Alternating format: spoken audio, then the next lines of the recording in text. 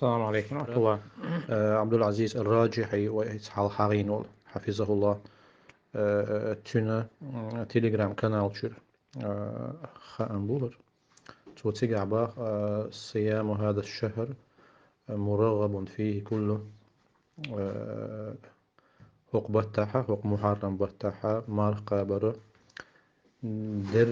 برجي يبوت دون مارق قابرت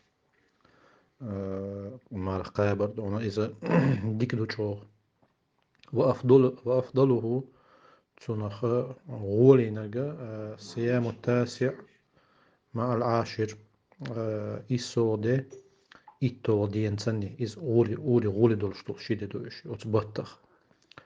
وقد أعلنت المحكمة العليا أن الثلاثاء الماضي محكمة العليا ويرخوني سود ويرخوني قيل شرقيلا وبين بالخأمة أن الثلاثاء الماضي دعدغن دولشتلا شينريده هو الأول من شهر محرم إذا حال ددو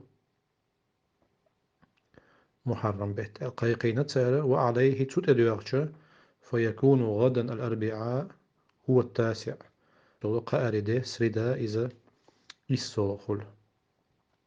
ويوم الخميس تتعدوغش لي أرده تشتويرك هو العاشر إذا إتوضح خل. فيستحب صيامهما ديكدو إشيد قابرة وإن صام معهما يوما ثالثا فهو أفضل. تشين ديان توقيت على اتوغح إذا ديكدو تعيتو دي قان لينك وي إسولو ليرش قان ايشتل إتو عاشورا تولت إعدو شتل تاس روزبان دي تعيتو يقدر ويقابتش فيكون صام 3 أيام من الشهر تاقتون غور بطخ قود قابر ديك ديس نقبيام عليه الصلاة والسلام.